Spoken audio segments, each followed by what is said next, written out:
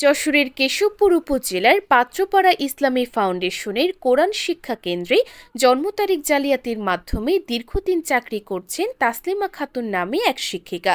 UNO অফিসে প্রাপ্ত অভিযোগ সূত্রে জানা গেছে, তাসলিমা প্রথমে ১৯৭৩ সালের জন্ম তারিখ ব্যবহার করে এসএসসি পাশ করেন। পরে দ্বিতীয়বার ১৯৮৪ সালের জন্ম তারিখে নতুন সনদ তৈরি করে দাখিল পাশ করেন।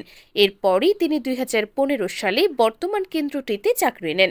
সরেজমিনে গিয়ে দেখা গেছে তার ক্লাসে মাত্র ১২ জন শিক্ষার্থী। তদন্তে আরও উঠে এসেছে, একই পরিবারের একাধিক সদস্য ইসলামী ফাউন্ডেশনের বিভিন্ন কেন্দ্রে চাকরি করছেন। তাসলিমার মেয়ে শারমিন আক্তারও আলতাপুল কেন্দ্রের নাম ব্যবহার করে অন্য কেন্দ্রে চাকরি করছেন। মা মেয়ের বয়সের ব্যবধান মাত্র ৮ বছর।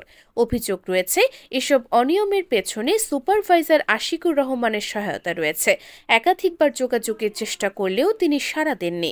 এ বিষয়ে যশোর ইসলামী ফাউন্ডেশনের উপপরিচালক ইকরামুল ইসলাম শাওন বলেন, অভিযোগ প্রমাণিত হলে আইনগত ব্যবস্থা নেওয়া হবে।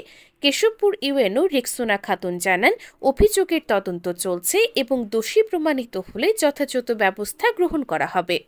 মানে উনি ওনার জন্ম হচ্ছে দুইবার জন্ম নিবন্ধন করেছে।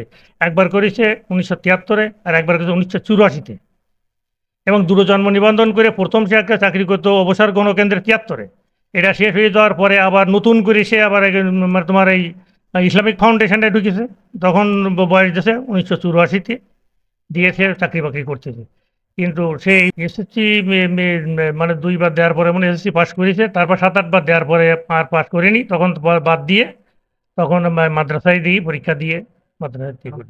আমি চাচ্ছি এই জিনিসটা সরকারিভাবে তদন্ত করে যদি সঠিক সিদ্ধান্তে উপনীত হয় সরকার, এটাই আমি চাচ্ছি। ইনারালে একবার দিছে, দাখিল একবার ৮৯ আর ২০০১। আমার লেখাপড়া করার শখ ছিল, তাই জালিয়াতি না, আমি 9 রেজিস্ট্রেশন করি তো করেছি। রেজিস্ট্রেশন করলে তো পরিবর্তন হয়। কিভাবে পরিবর্তন? আপনার জন্ম তারিখ আছে, সেটা পরিবর্তন কিভাবে হয়? আমি জন্ম তারিখ কিভাবে পরিবর্তন করে?